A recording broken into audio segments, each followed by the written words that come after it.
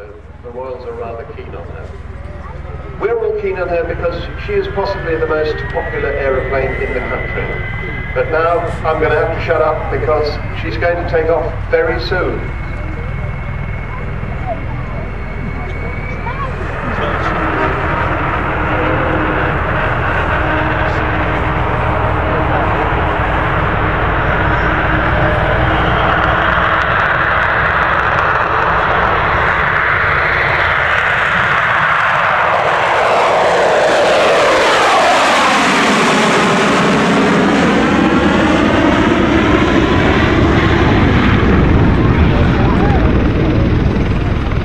Now, isn't that magic? I think she is art in the air. She's doing full training fire with the mic living on the right. She does. Has that sort of feeling about her. Certainly, we were talking about the original drawing of Roy Chadwick. Stretch it by has that own smell to it, isn't it? recognizable contours. Just sharpen the course or a little bit of strength there. Very much for the same. Flying for us today, in the left-hand seat is that big Avro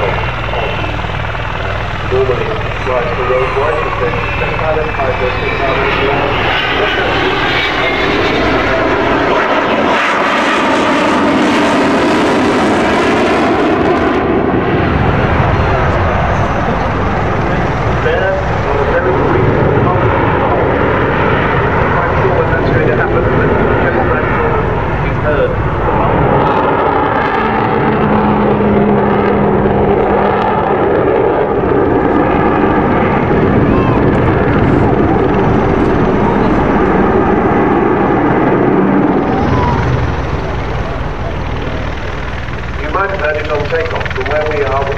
I couldn't tell whether it happened because it does kind of depend on where you are in relation to the aeroplane.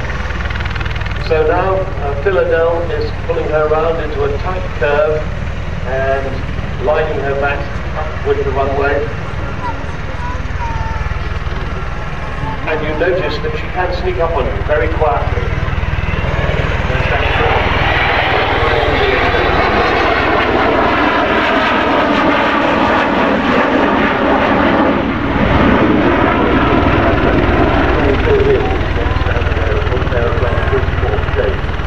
The Americans used to refer to her as the aluminum overcast because it goes dark when she flies over. She was amazingly successful during Cold War days when she was being part of our nuclear deployment. She was a nuclear bomber. She used to go across to America and take part in their red flag exercises. They discovered that although she's a 1950s aeroplane, she was actually stealthy long before stealth in aeronautical terms had been thought of. And so they couldn't pick her up on the radar. And when she comes towards you, you can see how slim she is. And you can also see that the bomb doors are open. Now that is the enormous bomb bay that holds, or used to hold, 21,000 pounds of bombs. 1,000 pound bombs. And that was the bomb load that parted with us right up to today. The longest bombing raid in history from Ascension Island to the Falkland Islands. That's 30 years ago this year.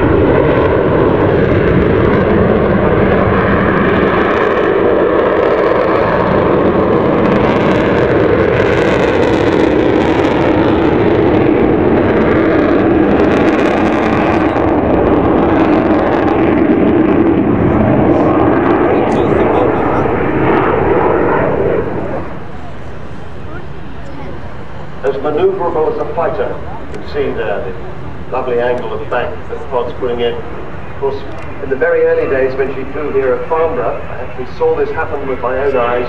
Roly Falk, the great test pilot, did indeed do a roll in all that memory.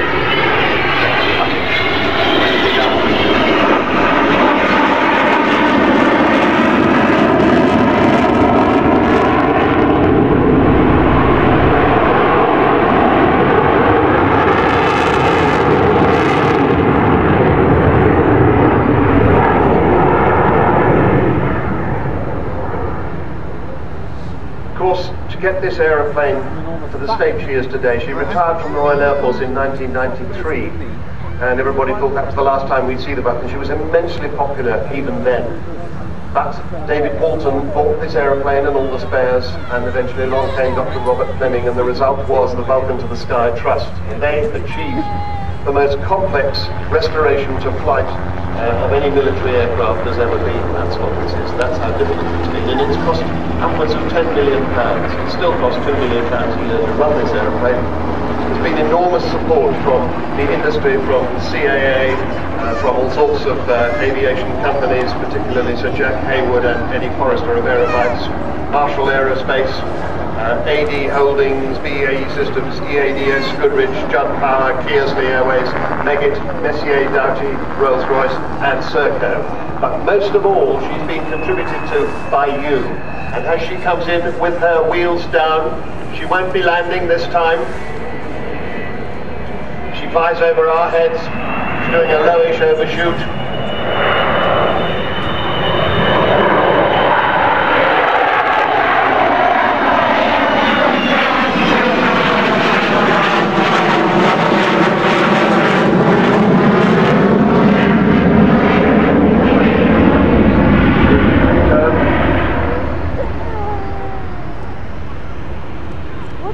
And we're very nearly at the end here, and we'll be seeing the wheels come down again before too long.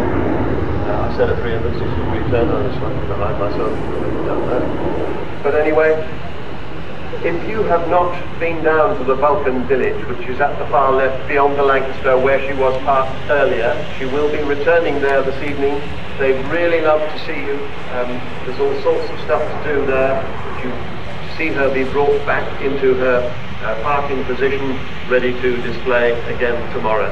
And you can actually get the feeling of being up close with her.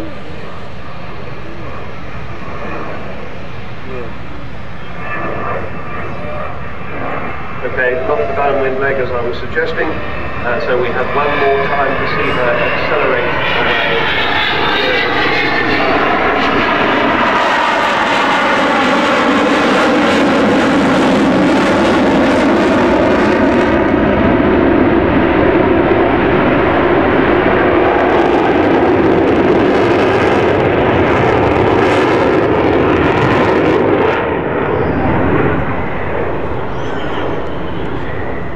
Does make the Earth move 16,500 pounds of static thrust from each of those engines.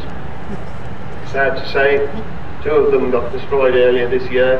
Jubilee year didn't start off very well for Vulcan, but the amazing team of engineers that look after her under Tapstone, the crew chief, and Andrew Edmondson, the engineering boss, managed to get two engines all ready and back up and fitted in the Vulcan, and she appeared again last week. She missed all of her Jubilee celebrations, which was immensely sad, but at least she's back with us, and we hope she's going to do another 21 or so displays this year. But please do go down and support her at the Vulcan Village. If you want to contribute from where you are, you can do that by means of texting on your mobile. I see she's changed her direction of landing. Thanks, Stratton, for that, and thought that might be what was happening. She's going to land from left to right on the 06 runway, the wind having changed slightly, so you'll see her come in from your left. I'll tell you about the texting thing in just a moment when she's there, but she's on her final approach, or very nearly, on what they call the base leg. She's turning continuously. Pilot on the left-hand side there, Bill O'Dell, keeping the runway in sight as he turns, and then she'll level the wings, and you'll see her drop down onto the runway. I don't think she'll use her braking parachute today. She probably doesn't need to on this runway, and it's quite expensive every time we do it, so we don't use it unless we really have to, but he might. And you can see the air brakes out, top and bottom of the wings there. Rather strange setup of the air brakes. She's just touching down as we speak now. That's 16 wheels down on the deck. I can probably see the main color What that does is to present that enormous area of wheel to the airflow and slow her down more quickly. The nose wheel is now down, so that's 18 wheels down, and the Vulcan has landed. And how lovely to see her once again. And if you want to support her, please get your mobile out and send us a message.